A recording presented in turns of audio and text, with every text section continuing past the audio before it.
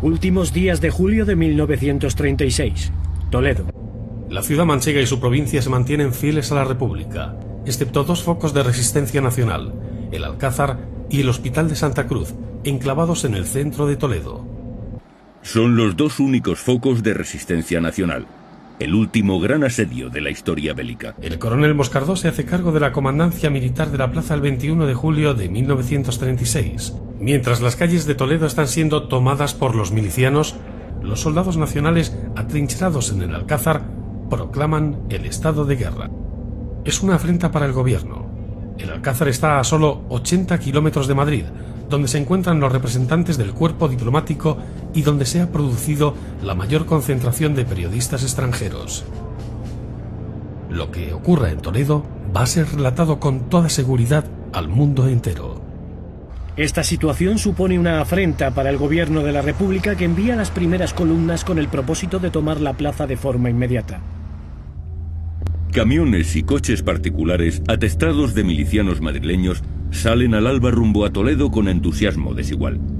Unos desconocedores de los rigores de la guerra y llenos de fervor revolucionario. Otros conscientes de que pueden no regresar.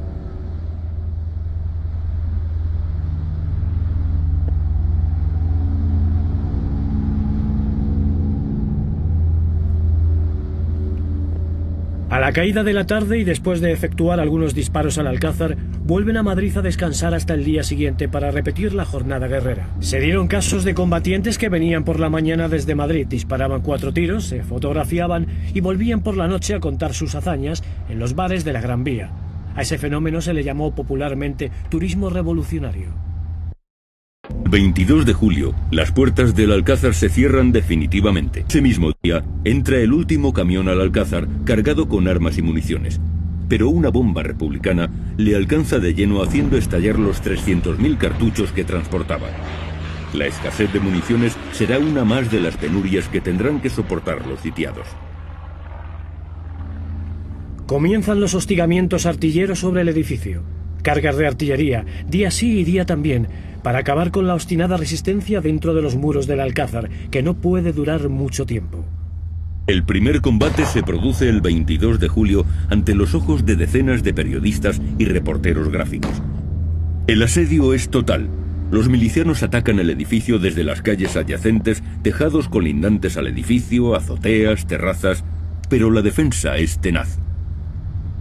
El primer ataque fracasa completamente y se hace evidente que la caída del Alcázar no va a ser todo lo rápida y sencilla que se ha previsto. Sobre esta mezcla de inmundicia y valor se alza como una cumbre luminosa la silueta del Alcázar de Toledo, donde Moscardó y los suyos resisten el acoso de miles y miles de milicianos que apelan a todos los medios, lícitos e ilícitos, para rendir la posición.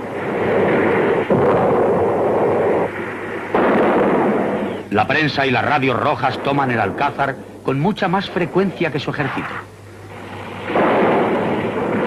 Pero los sitiados, acaso por su estado de incomunicación, no se enteran de la noticia.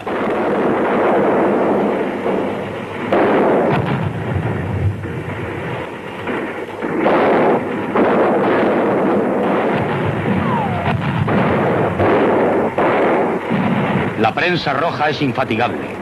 Los defensores del Alcázar también.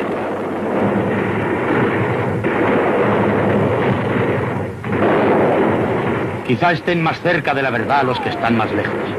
Que el Alcázar resista es una noticia que asombra a todo el mundo.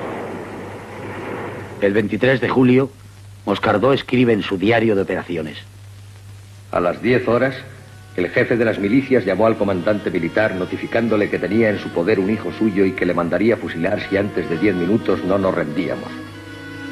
Y para que viese era verdad, se ponía el hijo al aparato, el cual, con gran tranquilidad, dijo a su padre que no ocurría nada, cambiándose entre padre e hijo frases de despedida de un gran patriotismo y fervor religioso. Al ponerse al habla el comandante militar con el jefe de las milicias, le dijo que podía ahorrarse los 10 minutos de plazo que le había dado para el fusilamiento de su hijo, ya que de ninguna manera se rendiría el Alcázar. En la segunda quincena de julio se despierta en toda la zona leal a la República un poderoso movimiento de autodefensa que cristaliza en la formación espontánea de milicias para cubrir el vacío que supone la quiebra del ejército regular y de las fuerzas de orden público.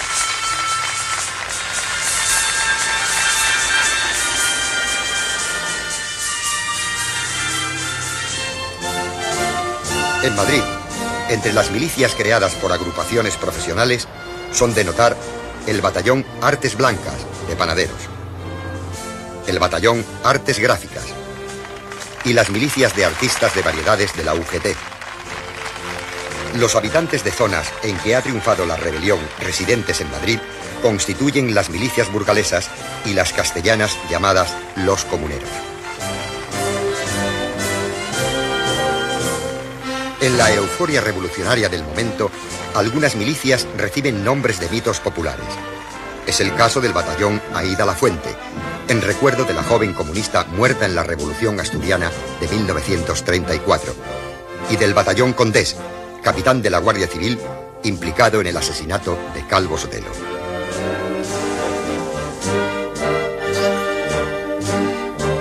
Entre todas las formaciones de milicias, destaca el llamado Quinto Regimiento, creado por el Partido Comunista en los primeros días de la Guerra Civil.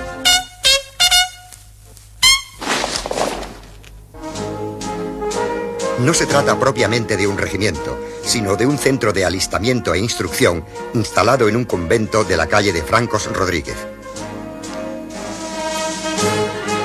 De él saldrán sucesivamente unidades entrenadas para combatir en los frentes. Dentro del Quinto Regimiento sobresalen por su capacidad nombres que tendrán un papel importante en la contienda: Enrique Lister y Juan Modesto, Enrique Castro Delgado, Santiago Álvarez y el comunista italiano exiliado Vittorio Vitali, que se hace llamar Carlos Contreras.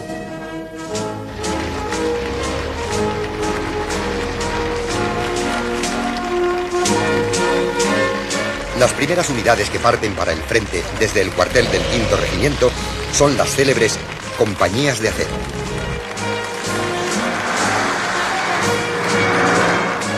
Un decreto establece la posibilidad de crear batallones de voluntarios con milicianos de 20 a 30 años, pero el reclutamiento no tarda en ampliarse a aquellos reservistas que pueden presentar un aval de cualquier organización del Frente Popular.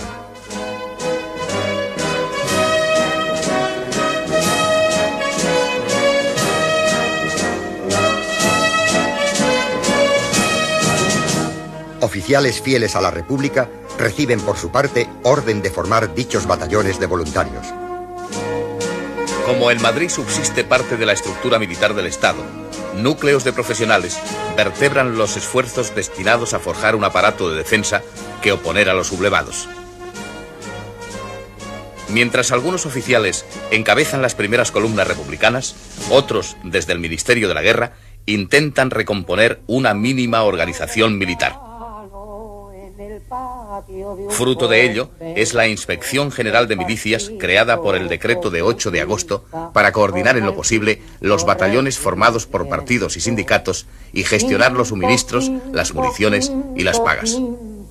Quinto regimiento, con Lister el campesino, con Galán y con Modesto, con el comandante Carlos, no hay milicianos con miedo. Para reestructurar un ejército regular, se crea más tarde la Junta Central de Reclutamiento, que llama a filas a los reemplazos de los años 1933, 1934 y 1935, a fin de incrementar los efectivos en armas. Mientras tanto, algunos sectores revolucionarios se oponen a la militarización y prefieren hacer la guerra manteniendo el sistema de milicias mucho más próximo a sus planteamientos ideológicos.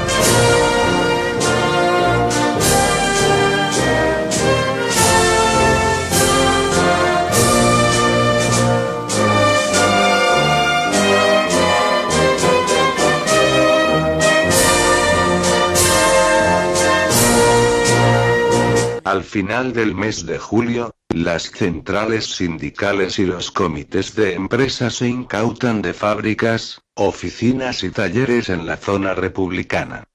Y el gobierno republicano, por su parte, decreta la apropiación de los edificios y bienes de las congregaciones religiosas y confisca la Compañía Transmediterránea.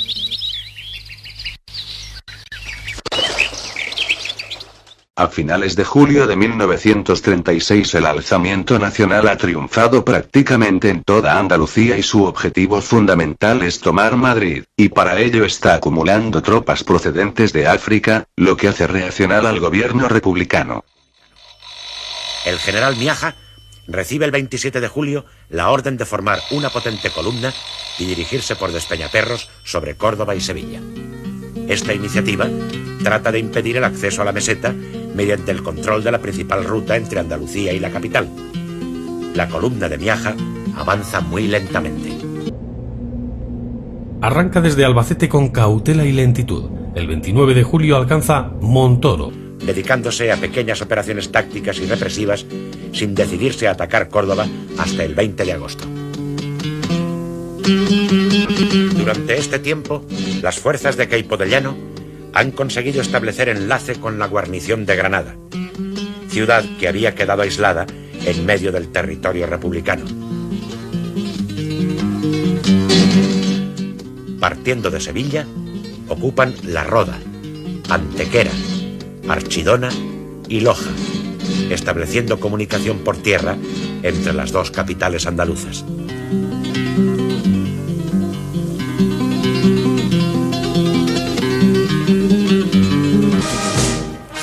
El 28 de julio se nombra al general Varela jefe de la columna de operaciones, destinada a liberar Córdoba de la intensa presión republicana. Más tarde, asumirá el mando de todas las fuerzas que operen en el sur. Las primeras columnas andaluzas se forman con contingentes del ejército, guardias civiles y de asalto, y grupos de voluntarios, entre los cuales destacan los caballistas del Algabeño, antiguo torero muy conocido. Cuando Miaja decide atacar Córdoba, su guarnición, inicialmente muy débil, ha tenido tiempo de reforzarse con las tropas africanas enviadas por Queipo de Llano al mando del general Varela. El ataque termina en un rotundo fracaso. Miaja se repliega el 29 de agosto.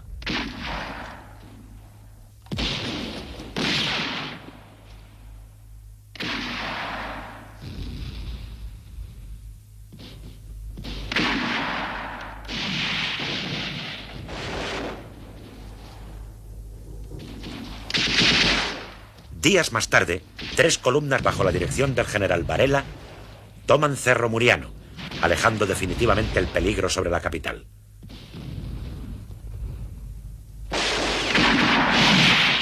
Queipo de Llano ataca la provincia cordobesa con el fin de hacerse con la cuenca minera e industrial de Peñarroya, Pueblo Nuevo.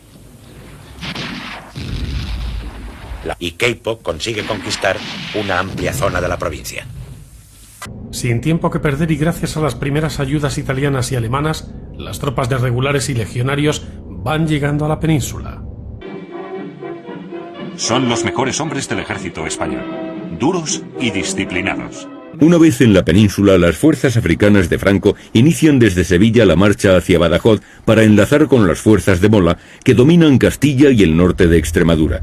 Sevilla se convierte en pieza clave para el avance nacional por tierras andaluzas y extremeñas. El 1 de agosto, Franco, general del ejército de Marruecos y del sur, da la orden de dirigir hacia el norte 3 columnas de vanguardia, las columnas Asensio, Castejón y Tella. Las columnas deben realizar su avance por la carretera de Sevilla a Mérida y desde esta localidad tomar la ciudad de Badajoz.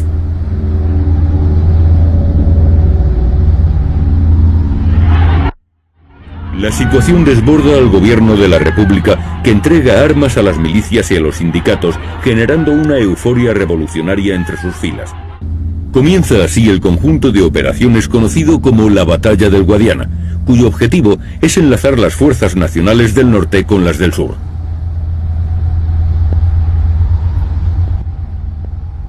La táctica nacional es reunir las 3 columnas operativas de Asensio, Tella y Castejón con las fuerzas africanas de Yagüe.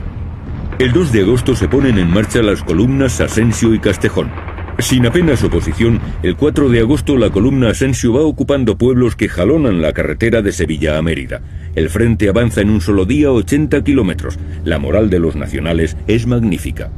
El enemigo que tenemos delante, sin disciplina ni preparación militar, carente de mandos ilustrados y escaso armamento y municiones, está a nuestra merced. No podrán sostener la lucha más de 2 días.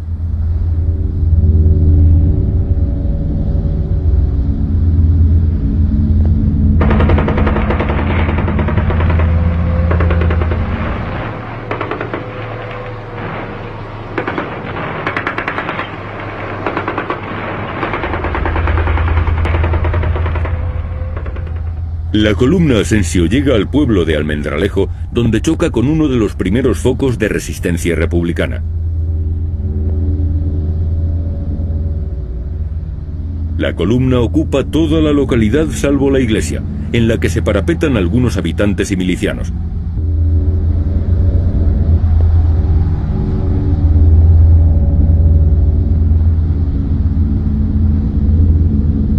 La lucha es encarnizada, pero la falta de organización y munición hace que Almendralejo caiga en su totalidad a las pocas horas.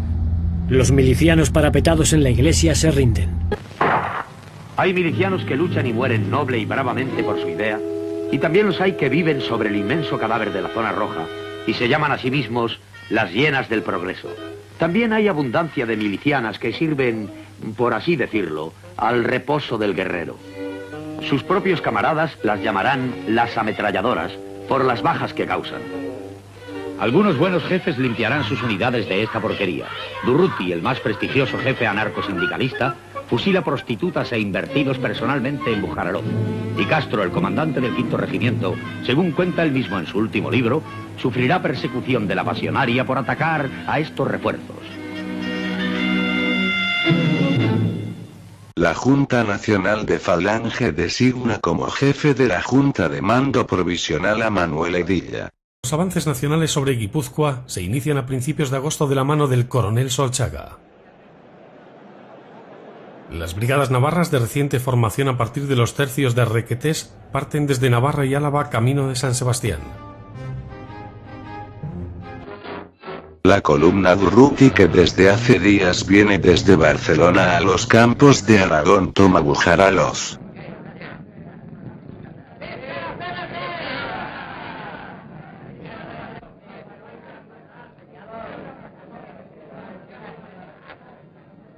Y vais haciendo una nota detallada de todo lo que ocurra en el camino.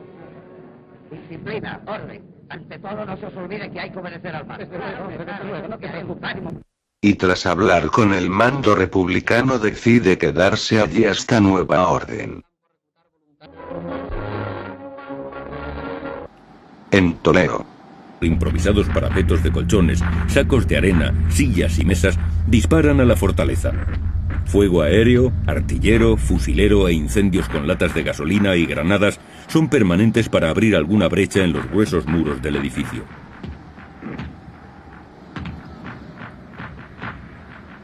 Los sitiados responden enérgicamente, pero racionando las escasas municiones, un elemento muy valioso por su escasez a estas alturas del asedio.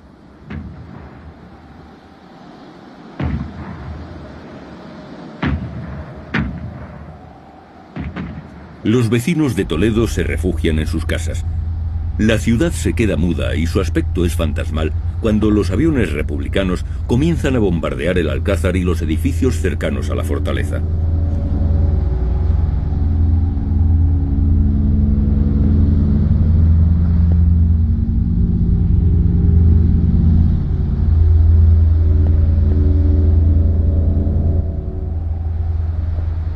La población civil sufría por primera vez la guerra en retaguardia. Dentro del Alcázar, las mujeres y los niños viven en los sótanos de la fortaleza, a salvo del fuego enemigo.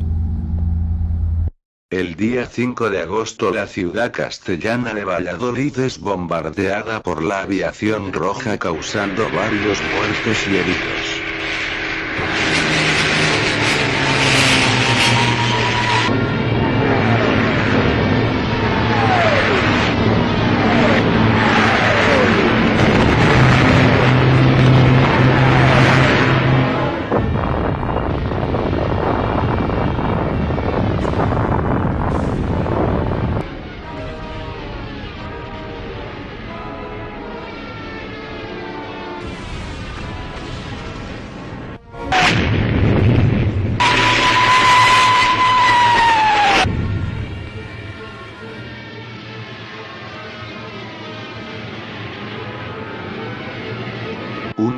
De milicianos de la República Española fusiló el monumento al Sagrado Corazón de Jesús del Cerro de los Ángeles en la localidad madrileña de Getafe.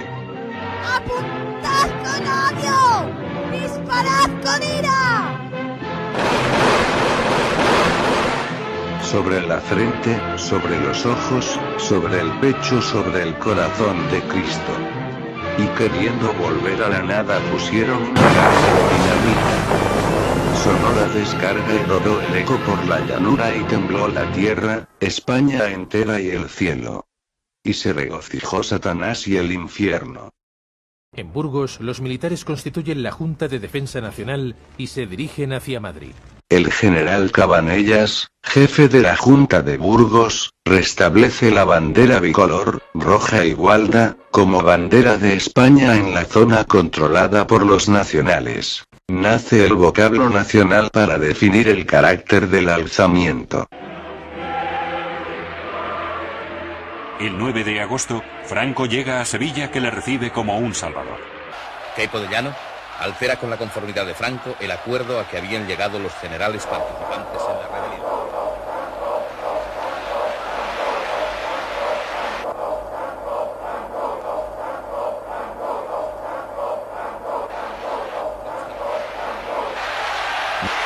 Una de las mayores torpezas que cometió el gobierno de la República fue modificar los sagrados colores de la bandera nacional, introduciendo en ella el morado, nadie sabe por qué. Este color no tiene valor de ninguna clase, es más, es un color que todo hombre honrado debe rechazar. Quiero que gritéis conmigo por 3 veces: ¡Viva España! ¡Viva España! ¡Viva España!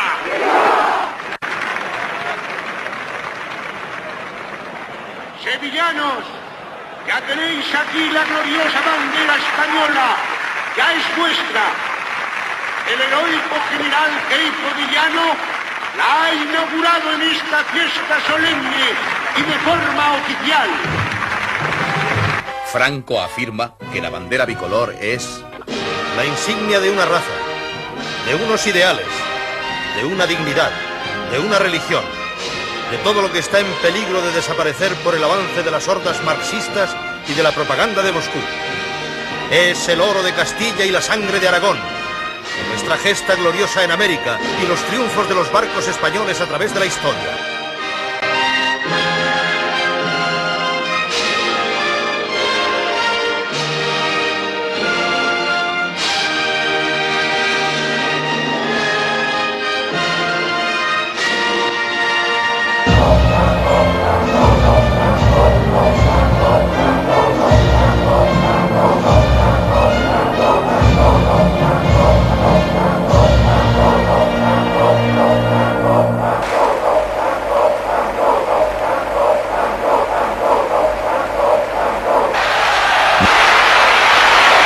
El amanecer del 9 de agosto despunta con movimientos de tropas en Sevilla. Dentro de la estrategia de pinza que Franco y Mola han diseñado, se moviliza la tercera de las columnas de vanguardia que avanza hacia el norte, la columna Tella. Como las anteriores, está integrada por 2 batallones, una batería de artillería y diferentes servicios auxiliares. Se pone en marcha para enlazar con las otras 2 columnas.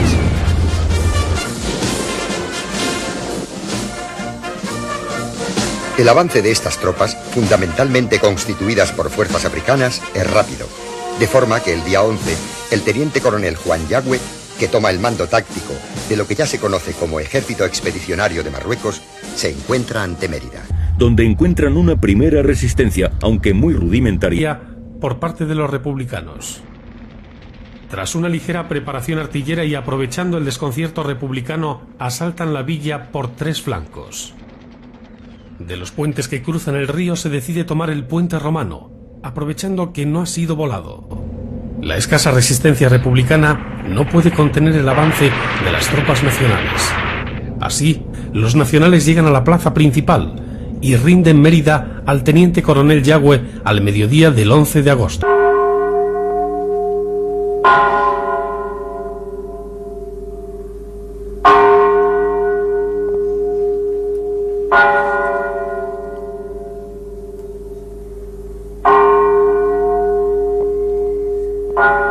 Su ocupación permite establecer contacto con las fuerzas de Cáceres, lo que une las 2 zonas dominadas por los nacionales.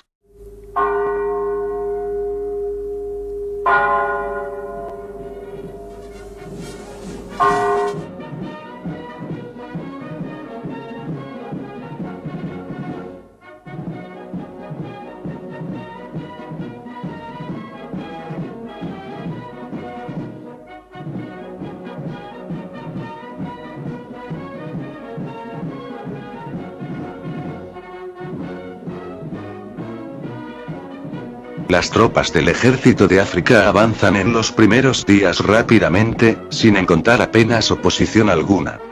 La mitad de la infantería está compuesta por contingentes marroquíes, a las órdenes del teniente coronel Mijian. Ese mismo día las milicias republicanas llegadas por mar ocupan Ibiza y Formentera. En Sigüenza y al mando del miliciano Feliciano Benito entraron 2 columnas de milicias rojas, una de la CNT y otra del batallón denominado La Pasionaria. Tras la entrada libertaria se producen en la ciudad graves incidentes anticlericales, con la profanación de iglesias y ornamentos sagrados.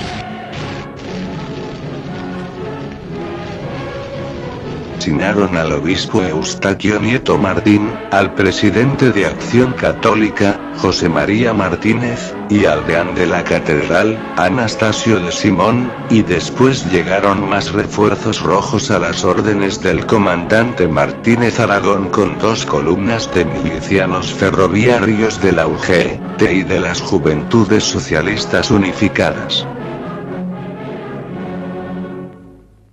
A mediados de agosto y al mando del coronel Jiménez Orge los nacionales lanzan una ofensiva y los milicianos se ven obligados a parapetarse en la catedral.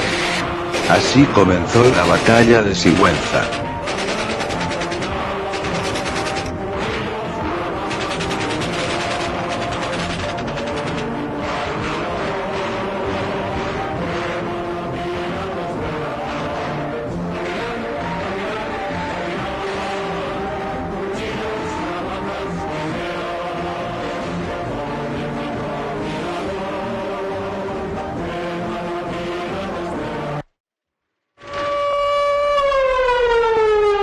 Las sirenas advierten a la población madrileña de la aproximación de los aviones. En Madrid ya saben de los bombardeos republicanos en Zaragoza, León, Cádiz, Sevilla, Mallorca, Melilla y Ceuta. Razón por la que presa del pánico corren a guarecerse de la primera acción aérea.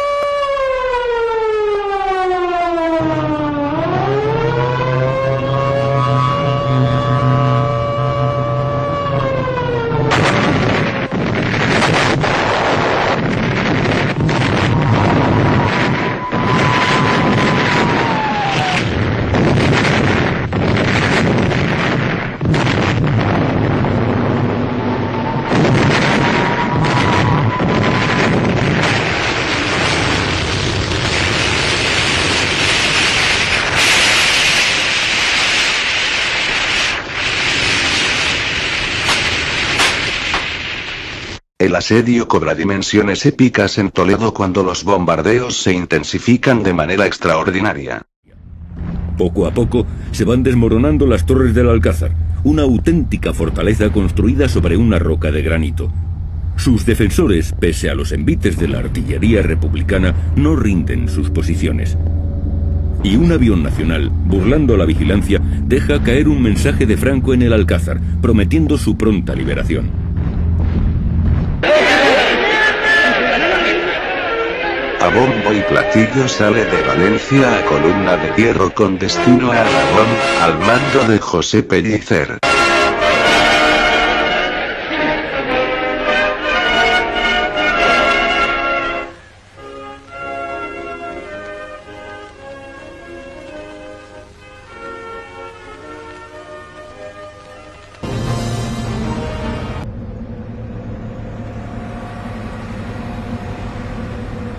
Hasta llegar a Bujaraloz, a 70 kilómetros de Zaragoza, donde se ha hecho fuerte la columna Durruti y allí se paran a recibir órdenes. En los territorios aragoneses que controla la República comienza una hegemonía anarcosindicalista. En el norte los alzados en Gijón son sitiados en el cuartel de Simancas. Los militares sublevados el 19 de julio en Gijón no consiguen tomar la ciudad y se refugian en los cuarteles de Simancas y El Coto.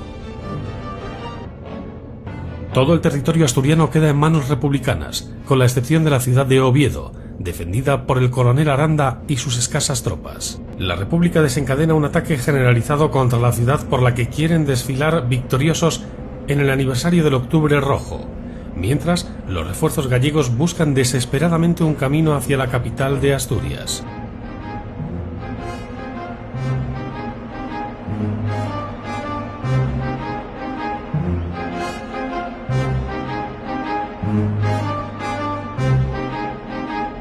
Bombardeo republicano sobre Oviedo.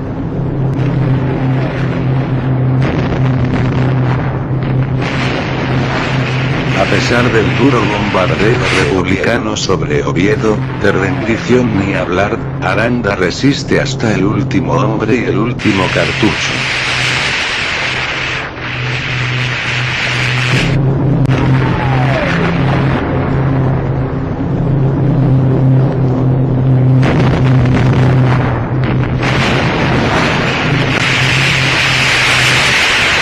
El general Manuel Godet Llopis, medalla militar, fracasa en su intento de sublevar Barcelona. El 11 de agosto es sometido a consejo de guerra junto al general Fernández Buriel en el vapor Uruguay, convertido en prisión flotante.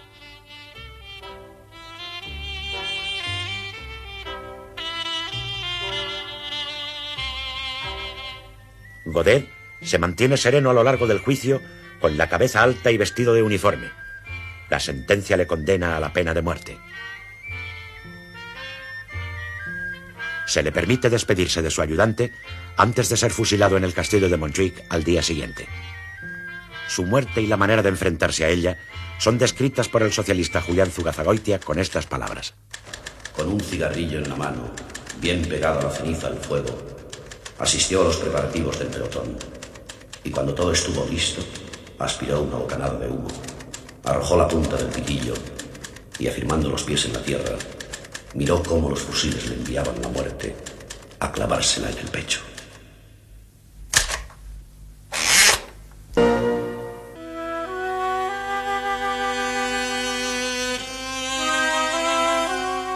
La caída de Mérida preocupa hondamente a los dirigentes políticos y militares republicanos que comprenden el peligro que corre Badajoz, así como el riesgo de un avance sobre Madrid por el Valle del Tajo. Según el plan establecido por el Ejército Nacional, las tropas de Yagüe continúan su avance hacia el norte para establecer un amplio pasillo que comunique Mérida con Cáceres. Yagüe ordena el desvío hacia el oeste y después de tomar Talavera la Real llega a las inmediaciones de Badajoz antes de proseguir el avance hacia Madrid.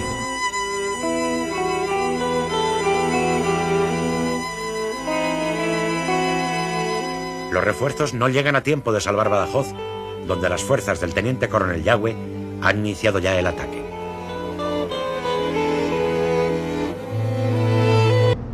Ante las alarmantes noticias, el gobierno de la República sigue trasladando refuerzos a la zona. Desde Madrid sale una columna hacia Oropesa, desde Valencia la columna Fantasma y desde Ciudad Real una tercera, que avanza hacia Don Benito, amenazando los flancos libres de las columnas africanas.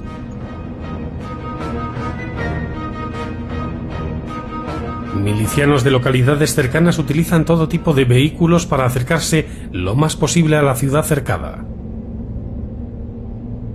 Los miles de milicianos que acuden a socorrer la ciudad poco pueden hacer ya. Badajoz ha quedado embolsada.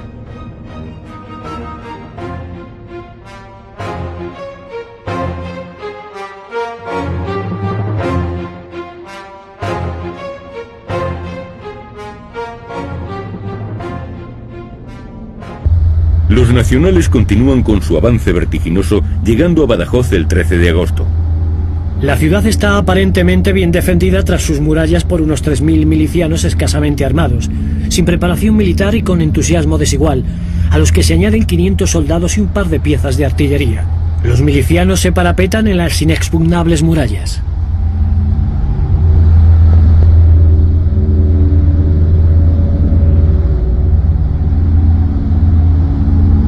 Es la primera resistencia coordinada y organizada. Y sobre Badajoz caen las primeras bombas aéreas. Los aviones nacionales pueden dar cobertura a la infantería gracias a la ausencia de la aviación republicana, que no aparece en todo el día.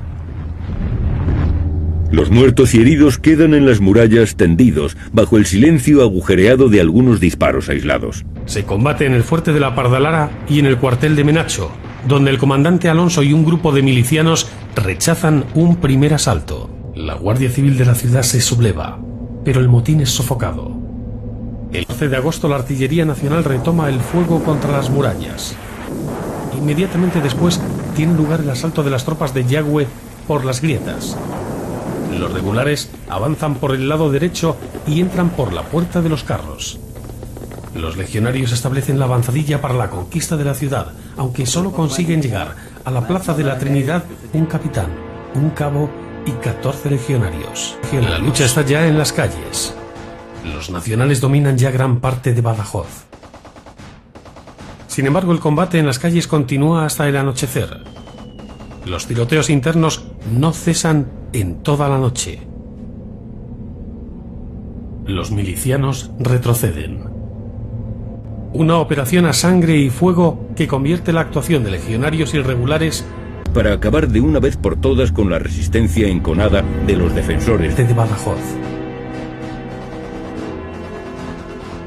Sin embargo, la entrada de las tropas nacionales en Badajoz, una verdadera fortaleza amurallada, se hace a costa de decenas de vidas de los soldados de la 4ª y 5ª bandera de la Legión. La aviación republicana no aparece por ningún lado y la nacional domina el cielo sin dificultades. En la catedral se refugian 50 milicianos y pelean hasta quedarse sin munición. Los combates prosiguen entonces al pie de las brechas abiertas en los baluartes y sin una bayoneta calada. La ciudad cae al anochecer.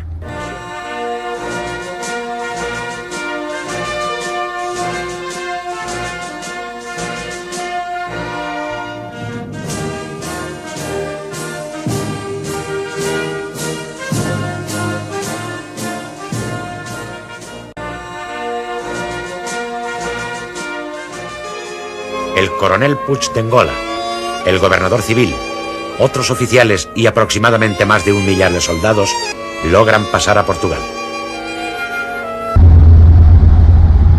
Tras la toma de la ciudad se produce la unión entre las dos mitades nacionales.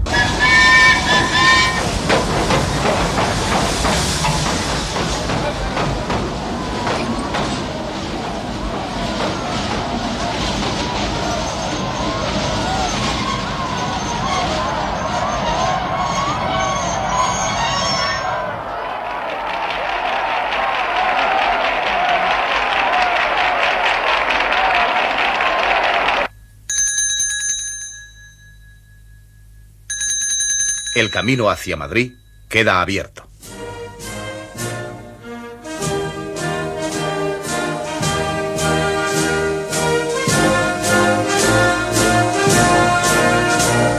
No hay fuerzas regulares, ni mucho menos milicianas, capaces de hacer frente a la profesionalidad del Ejército de África.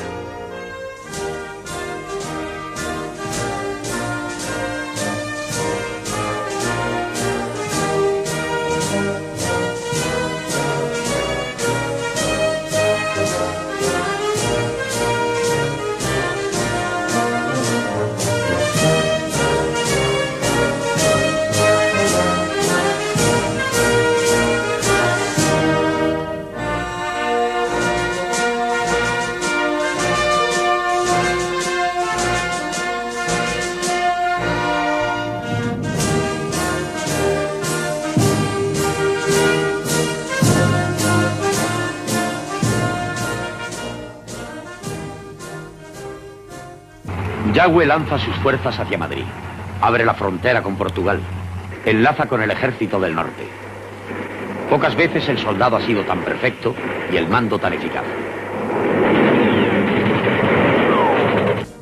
Las consecuencias de lo ocurrido en Badajoz se hacen sentir inmediatamente en Madrid, que vive en medio de la tensión y el desorden.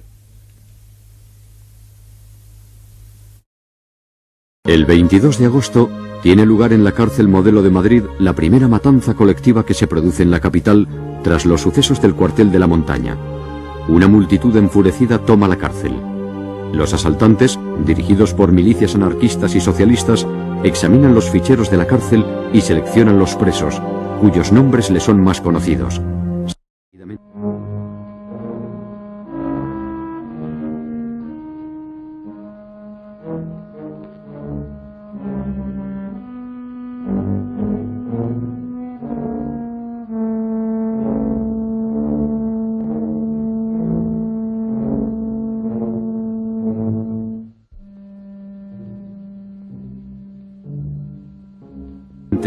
Asesinan en el patio de la cárcel a más de 30 personas. Los asesinatos continuaron al día siguiente. Entre las víctimas se encuentran Melquiades Álvarez, expresidente del Congreso; José Martínez Velasco, exministro y fundador del Partido Agrario; Fernando Primo de Rivera, hermano del fundador de Falange; Julio Ruiz de Alda, cofundador de Falange y tripulante del vuelo del Plus Ultra; Manuel Rico Abello, antiguo ministro y alto comisario de España en Marruecos; José María Albiñana, fundador del primer partido fascista español; los generales Villegas y Capaz; Santiago Martín Báguenas, comisario de policía, confidente de Mola, y otros muchos más. Entre quienes se encuentran en la cárcel y se libran de la muerte figuran Ramón Serrano Súñer, diputado de la Cera y cuñado de Franco, y Raimundo Fernández Cuesta, jerarca de Falange. Además de estas represalias colectivas, en el mes de agosto de 1936 se llevan a cabo todo tipo de venganzas, Entre las muchas que se producen caben citar dos, una en cada zona. Blas Infante, el principal dirigente del andalucismo histórico, es sacado de su domicilio en el pueblo sevillano de Coria del Río por un grupo de falangistas al mando de un sargento. Es fusilado el día 11 de agosto a las afueras de Sevilla. Una víctima notable de la otra zona es el general Eduardo López Ochoa, que mandó las tropas que sofocaron la rebelión asturiana contra la República en 1934. El 16 de agosto está ingresado en el Hospital Militar de Carabanchel. Un grupo de milicianos con la intención de vengar la represión de Asturias lo saca del hospital, lo fusila, lo decapita y a continuación pasea su cabeza clavada en una pica por las calles de Madrid.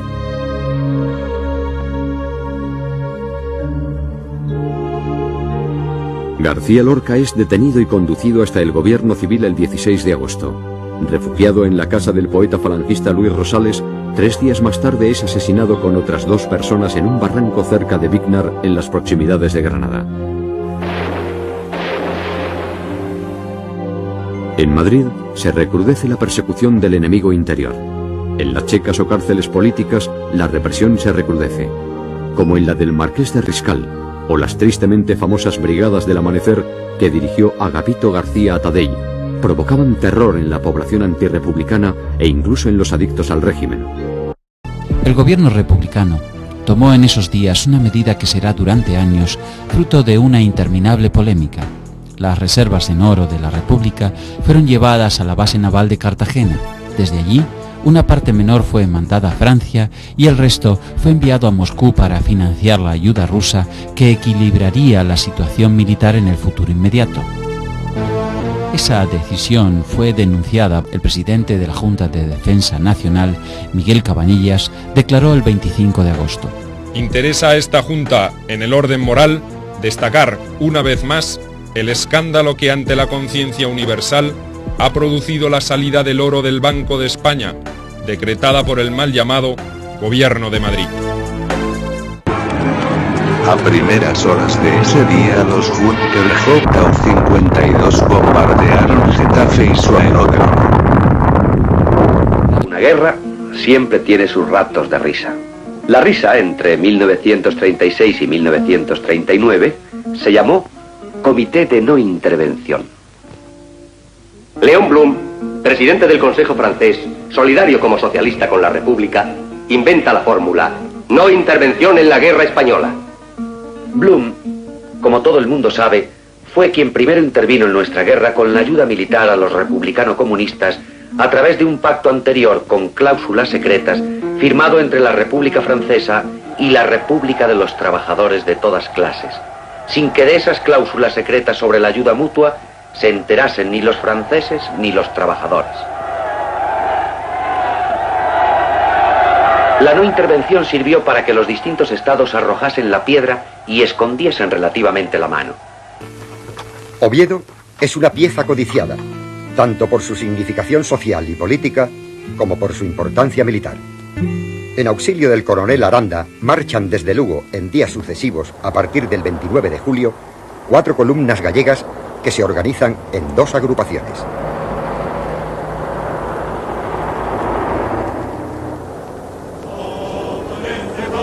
Una de ellas, al mando del teniente coronel Jesús Teijeiro, sigue el camino de la costa por Ribadeo, Vegadeo, Castropol, Navia, Luarca y Canero, hasta llegar al cruce de la Espina el 27 de agosto. En su avance cuenta con el apoyo naval que le prestan diversas unidades, especialmente el crucero Almirante Cervera.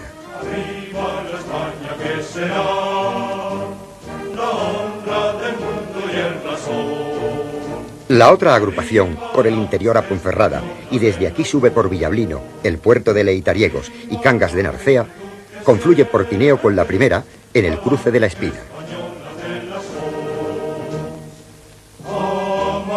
Unidas aquí el 27 de agosto ambas fuerzas, prosigue el avance cada vez más difícil de estas fuerzas que por Pravia, Muros de Nalón y San Esteban de Pravia quedan a 25 kilómetros de la capital.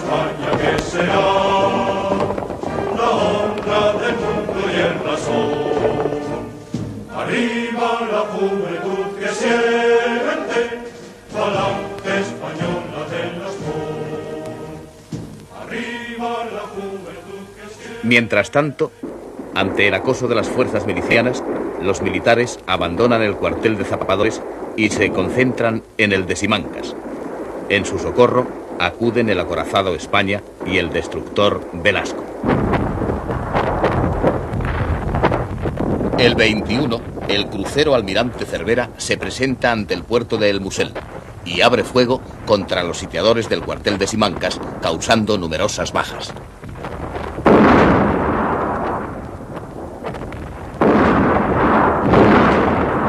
Considerad cada cañonazo nuestro como una salva en vuestro honor.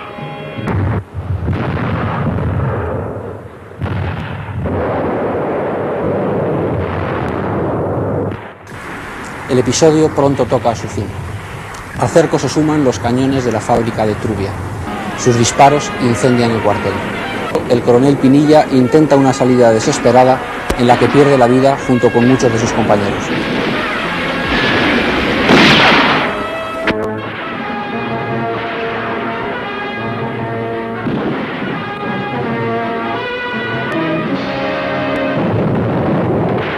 En El Socialista, Indalecio Prieto publica un comentario elogiando la resistencia de 350 hombres a lo largo de un mes. Afirma: Hoy, al atardecer, ha quedado batida la resistencia que ofrecía en su acuartelamiento el antiguo convento de los jesuitas en Gijón, el regimiento de Simancas. No digo que se han rendido, porque según mis informes no ha habido tal rendición. Los insurrectos, principalmente oficiales, con el cuartel envuelto en llamas desde hacía 12 horas, siguieron defendiéndose dentro de un patio de sacos terreros y murieron matando. Descubrámonos respetuosamente ante sus cadáveres.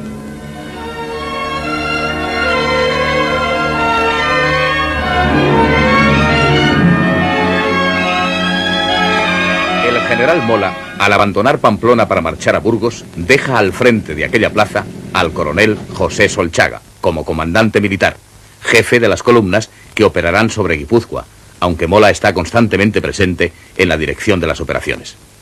Sus planes son cortar la frontera y ocupar después San Sebastián y el mayor territorio posible. Por inflamas de júbilo el sol, por el arco de triunfo de España, desfilan las huestes guerreras de Dios, por primera la boina bermeja, de los tercios la cruz por blasón. Desde Navarra, las columnas de Mola comienzan su avance a finales de julio, utilizando las vías de penetración principales que conducen hacia San Sebastián, los valles de los ríos Bidasoa, Urumea y Oria. Su progresión va haciéndose paulatinamente más lenta y difícil. En los primeros días de agosto se llega a una estabilización que afecta sobre todo al sector norte, en la zona de Oyarzun. La columna del teniente coronel Pablo Cayuela marcha por el valle de Oria y el 28 de julio ocupa Beasain.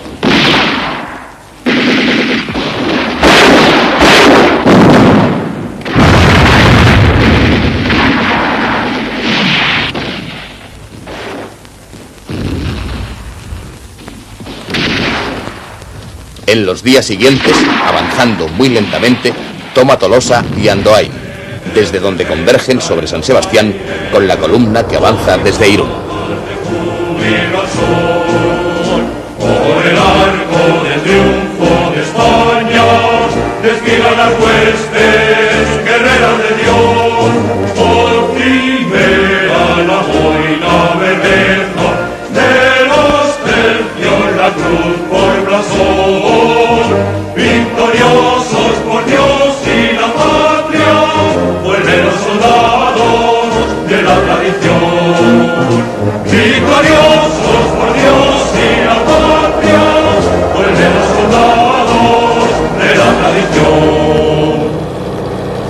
Las fuerzas principales que siguen la ruta del Bidasoa al mando del coronel Alfonso B. Orlegui y a las que se unen los refuerzos del coronel Joaquín Ortiz de Zárate y los requetés del comandante Rafael García Baliño, ven detenido su avance por la voladura del puente de Endarlaza desviándose hacia el valle Oyarzún.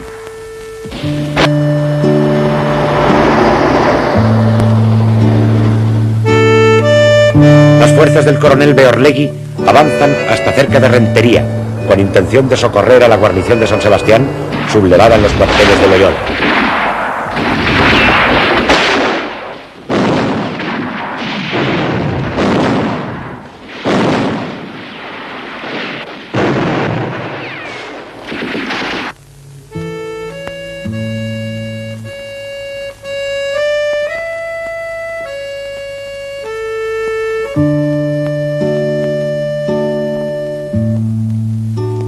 Pero rendidas estas fuerzas el 28 de julio, Beorlegui se dirige a conquistar Irún y cerrar la frontera francesa.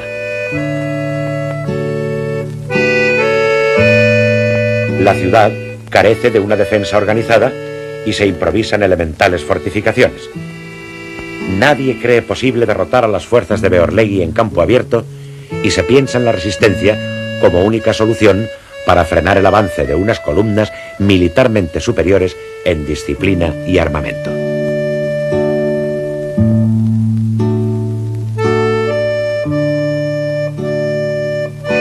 Guipúzcoa ha quedado inerme después de las sublevaciones.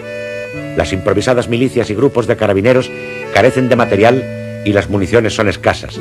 Comparativamente, la potencia de fuego de los sublevados y su capacidad de combate son muy superiores.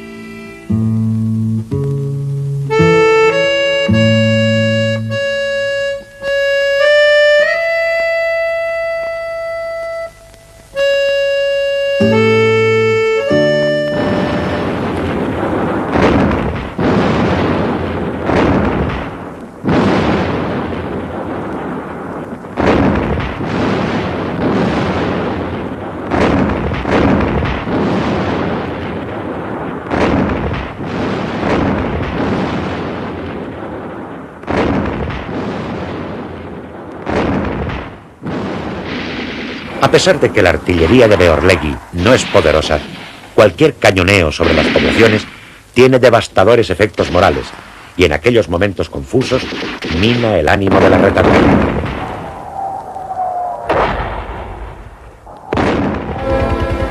Todos los medios sirven para esta primera huida ante los desastres de la guerra.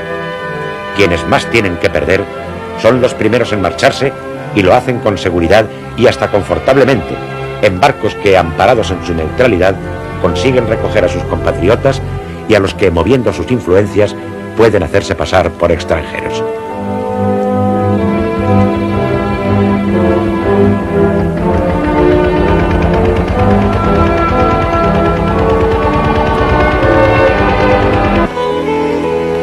Los republicanos, a pesar de su inferioridad tanto en material bélico como en hombres bien equipados, están esperanzados en detener a sus enemigos en el Cerro de San Marcial, posición clave de Irún, que además de ser considerada un bastión natural casi inexpugnable, ha sido fortificada con los escasos medios de que disponen.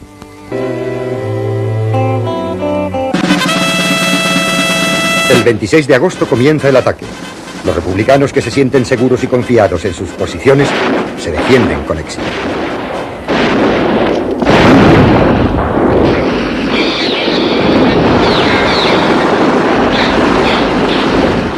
Hasta entonces, los combates se han hecho con poca preparación artillera, pero en San Marcial el general Mola concentra toda la potencia del fuego, que sin ser mucha ni muy eficaz, sí es muy superior a la de sus enemigos.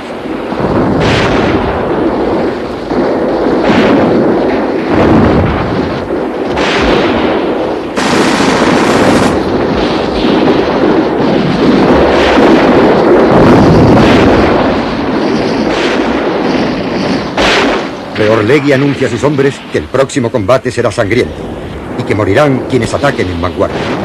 Luego se piden voluntarios para ocupar la primera línea. Los regidés se ofrecen masivamente. Cuando atacan San Marcial, la resistencia de los milicianos no es menos heroica y defienden sus trincheras hasta la muerte.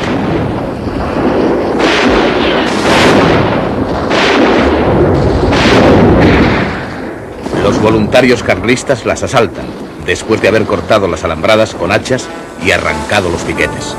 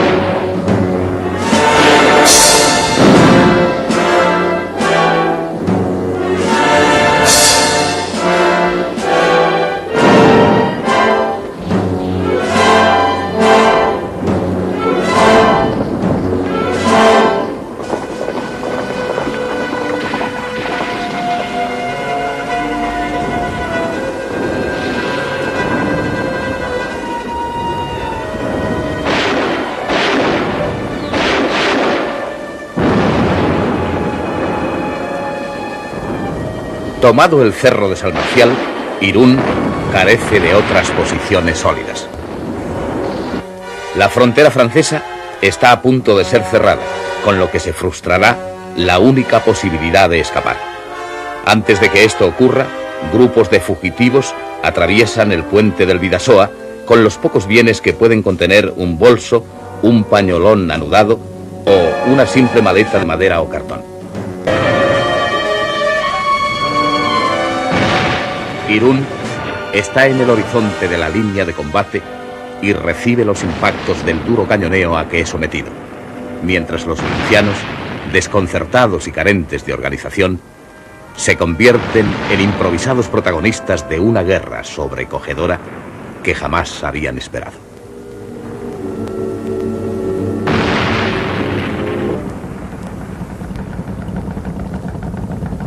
El éxodo, que ha sido continuo en todo el tiempo, desde que llegaran las primeras noticias de la sublevación, aumenta conforme se aproxima el enemigo. Todos los medios son válidos si con ello pueden escapar de la guerra. Desde las barcas de pesca a los pequeños botes de remo. Desde las carreras desenfrenadas y enloquecidas para cruzar el puente internacional hasta los trenes abarrotados. Encontrar un lugar es casi una acción desesperada. Todo es bueno para abandonar la patria en llamas. Al otro lado de la frontera, tan solo se oye hablar de la guerra. La Europa que está de vacaciones mira la tragedia española desde la playa de Hendaya con singular curiosidad. Se alquilan catalejos e incluso ventanas para ver el espectáculo de lo que ocurre al otro lado de la frontera.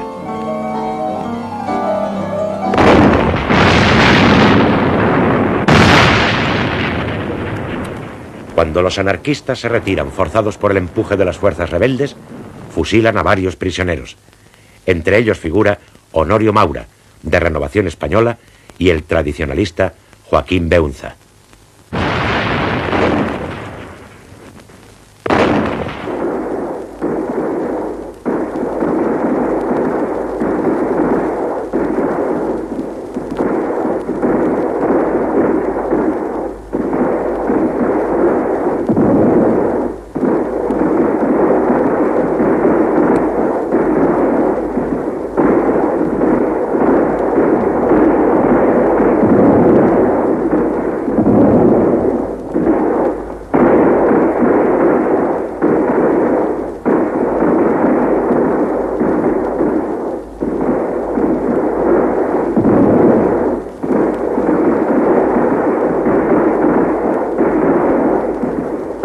Los defensores de Irún abandonan la resistencia el día 4 y pasan a Francia, no sin antes haber dejado un rastro de destrucción al incendiar algunos edificios importantes.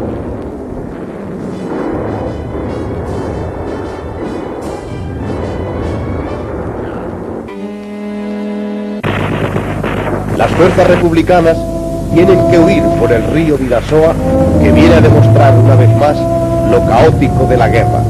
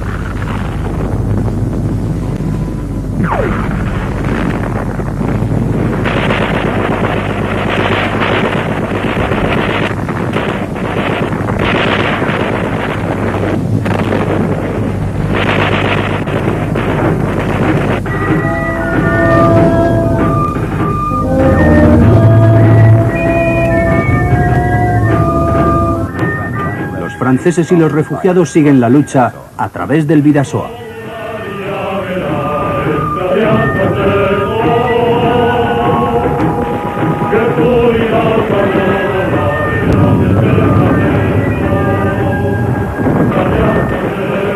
Finalmente los republicanos se rinden. Irún es capturada. Asturias y el País Vasco quedan completamente aisladas de Francia, que simpatiza con ellos.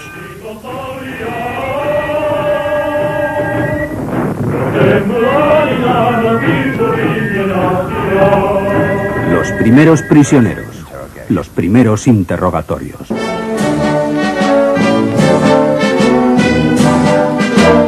Ocupado Irún por las tropas de Beorlegui, este no puede saborear su triunfo. Muere un mes más tarde como consecuencia de una herida en una pierna producida durante la ocupación.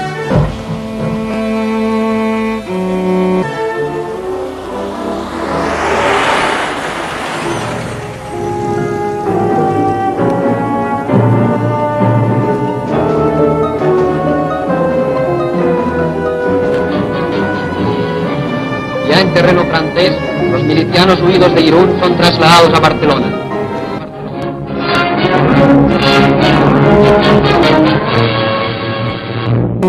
El teniente coronel Fernando Udrilla, que sustituye a Beorlegui, toma Fuenterrabía el 6 de septiembre.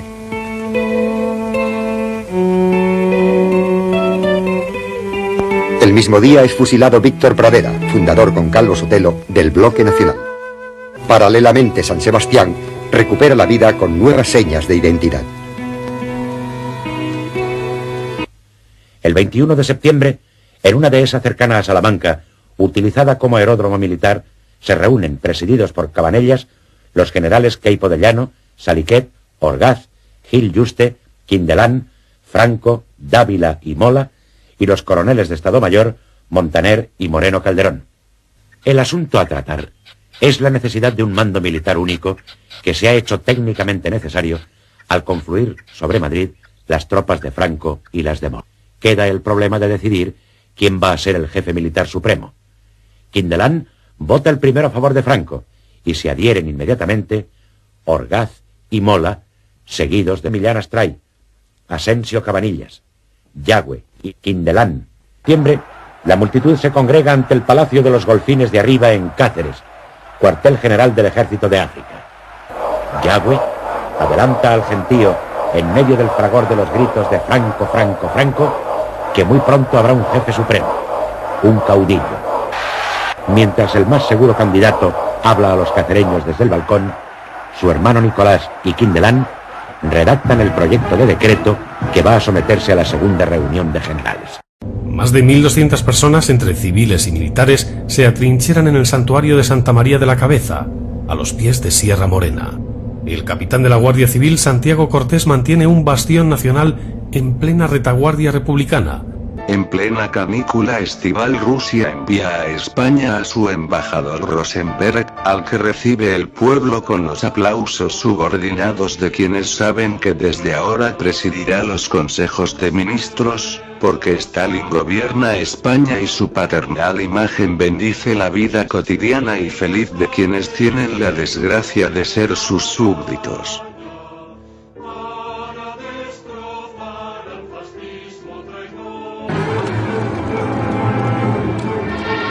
El 27 de agosto de 1936 se produce el taque aéreo.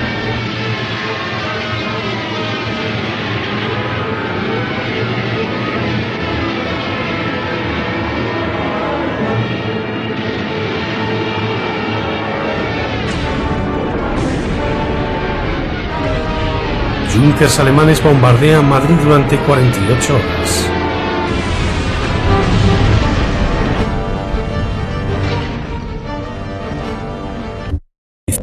Los republicanos, conscientes de la importancia de conservar Talavera, lanzan la primera ofensiva organizada enviando un nutrido contingente de tropas y material bélico.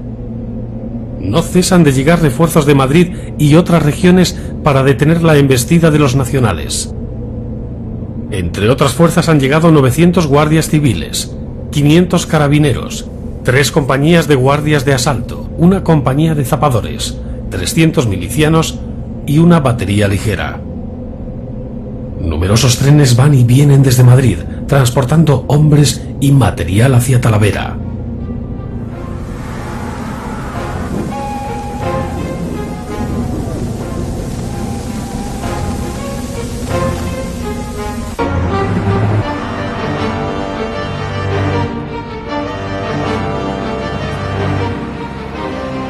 El 20 de agosto la columna fantasma, compuesta por milicianos de Valencia y comandada por el capitán Uribarri, toma posiciones en Guadalupe para su defensa.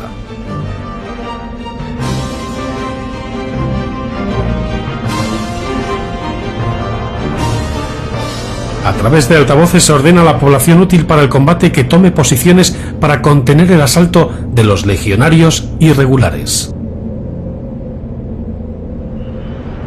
El número total de hombres es muy superior a la columna nacional Castejón, que ya está a las afueras de Guadalupe.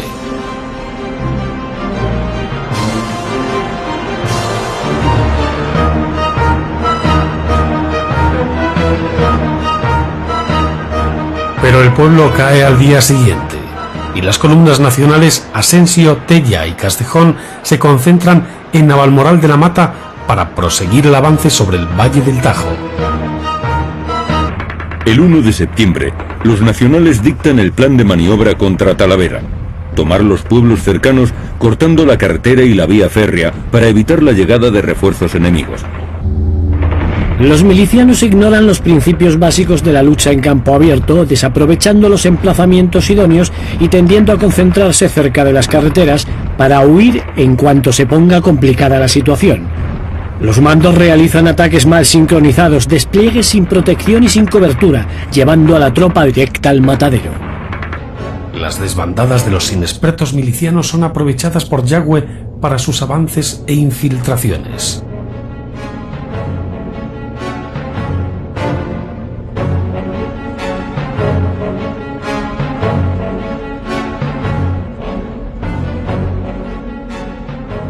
Las carreteras de acceso a Talavera siguen atascadas con la continua llegada de hombres y material para su defensa. Saben que si cae Talavera, Toledo será el siguiente objetivo.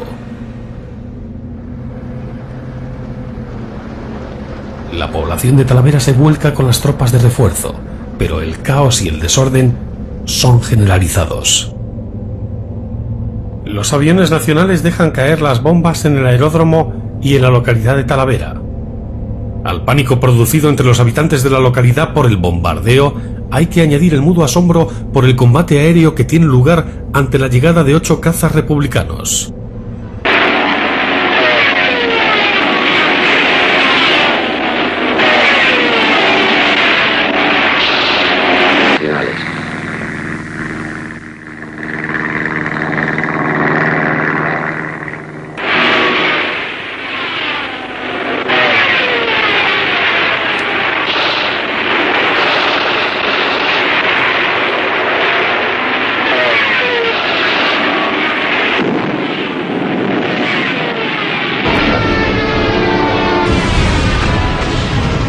De septiembre, los nacionales toman los pueblos cercanos de Talavera, cortan la carretera, la vía férrea y el aeródromo, para evitar así la llegada de refuerzos enemigos.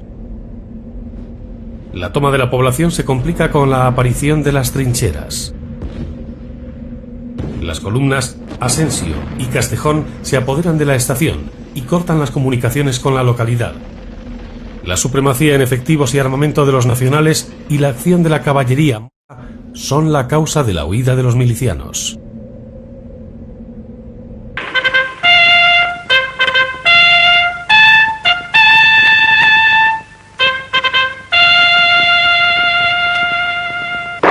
A las 14:30 del 3 de septiembre, las fuerzas nacionales toman Talavera.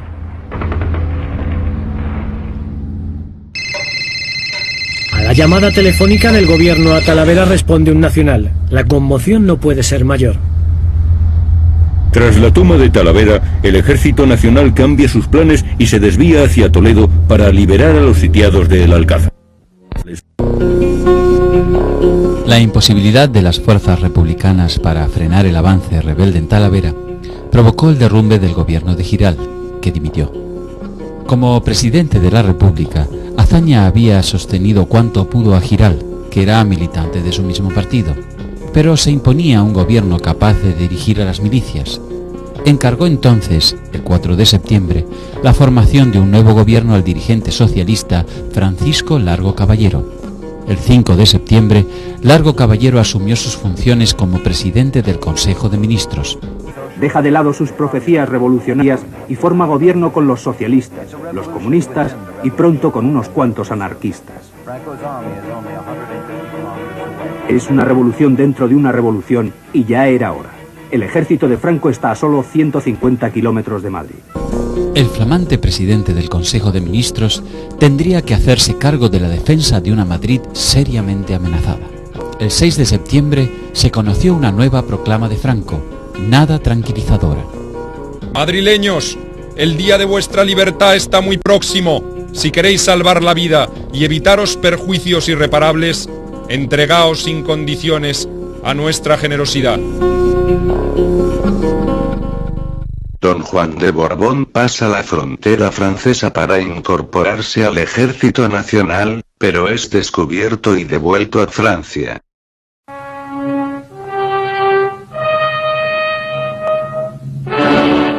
Cuando haya que escribir la historia del heroísmo de la humanidad, habrá que dedicar muchas páginas al Alcázar de Toledo.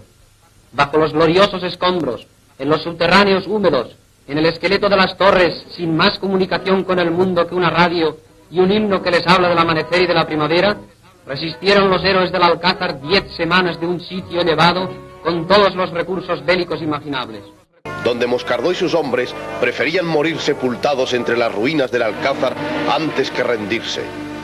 Fue el episodio cumbre no superado en el curso de la guerra, y la gesta del Alcázar ocupará siempre una página destacada en la historia del heroísmo de la humanidad. Desde el comienzo del cerco se inició un machaqueo continuo de artillería desde todos los ángulos posibles. Más de 10.000 disparos destruyeron en parte el edificio. Los sitiadores superaban los 10.000 hombres.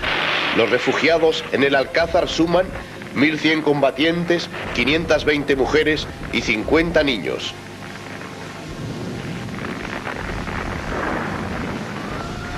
Aplastarlos era cuestión de prestigio para el mando de la República.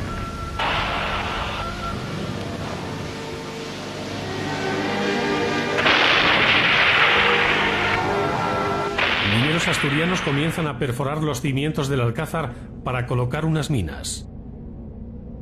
Largo Caballero, presidente del gobierno desde septiembre, tiene la necesidad de poner fin a la resistencia del Alcázar. El 6 de septiembre se confirma que el equipo de perforación llegará a los cimientos de la fortaleza en pocos días. Los republicanos podrán volar entonces el edificio. Se trabaja deprisa. Saben que las tropas nacionales están acercándose a Toledo.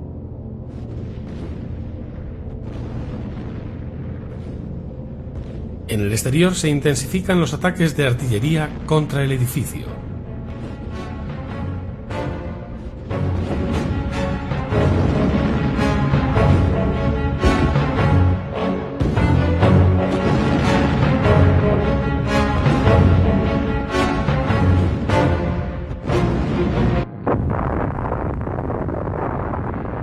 La suerte está echada.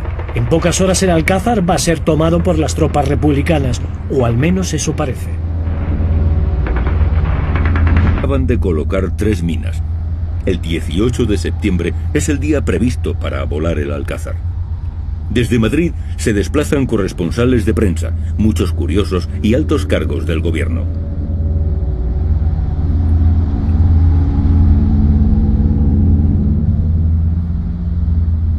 Largo Caballero entre ellos. En la plaza de Zocodover aguardan 5.000 hombres. Una vez hayan estallado las minas, deberán iniciar el asalto al interior del edificio. A las 6 de la mañana, 2 minas de 2.500 kilos de trilita cada una hacen explosión. Las piedras saltan por los aires. Los muros de la fortaleza se derrumban y el humo negro lo tapa todo. Despacio van saliendo los soldados republicanos de sus parapetos para iniciar el asalto final a las ruinas.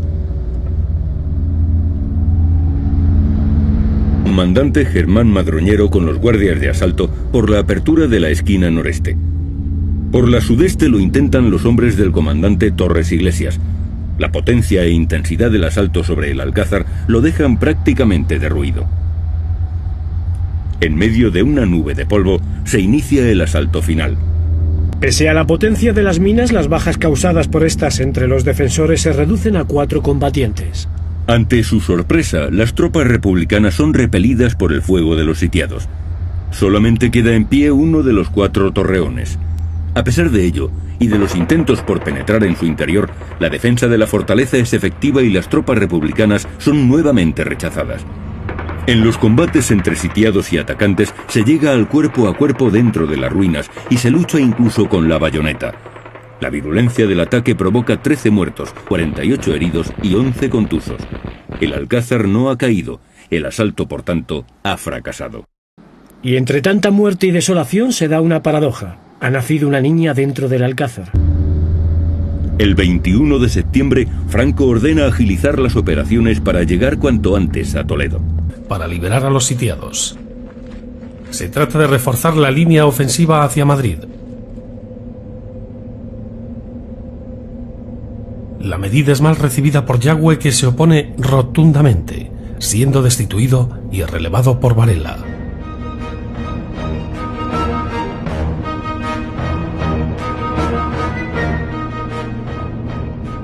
La artillería nacional se escucha a lo lejos y llena de ánimo a los sitiados del Alcázar.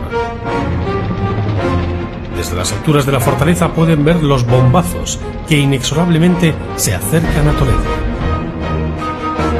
Moscardó todavía ignora que las tropas nacionales se encuentran frente a Maqueda, a tan solo 39 kilómetros de su posición.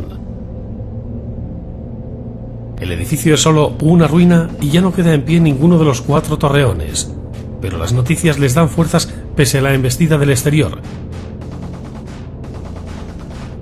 El 23 de septiembre los republicanos intentan incendiar el Alcázar lanzando 20.000 litros de gasolina seguidos de una lluvia de granadas. A continuación los milicianos intentan un asalto a bayoneta calada y nuevamente son rechazados. Han derrochado demasiado tiempo, energía y munición en el intento de capturar una fortaleza que no ofrece ninguna importancia estratégica. El 26 de septiembre, comandando las columnas nacionales, el general Varela logra aislar Toledo de Madrid, tomando la carretera que une ambas ciudades a solo 6 kilómetros de la localidad manchega. Una vez tomado el pueblo de Maqueda, las tropas nacionales solo tienen un obstáculo: el río Guadarrama. Gracias a la energía del acumulador de un camión, los sitiados consiguen oír en una emisora de radio portuguesa que una columna nacional ha rebasado Torrijos y está a las afueras de Toledo. El avance nacional es ya inevitable.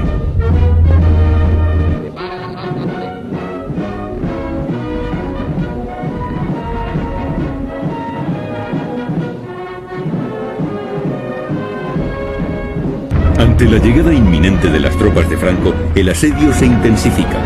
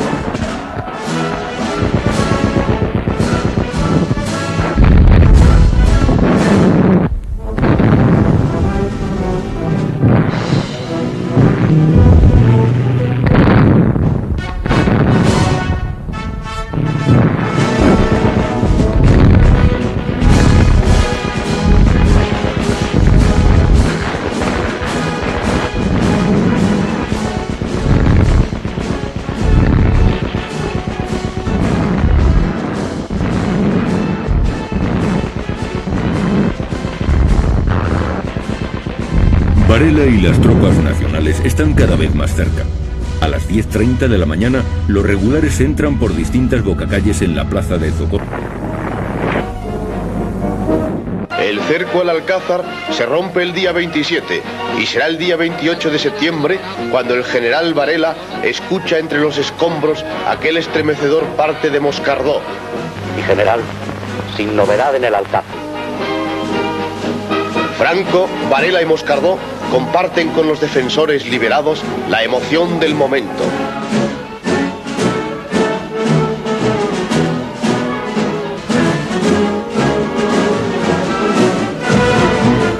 ¡Viva España!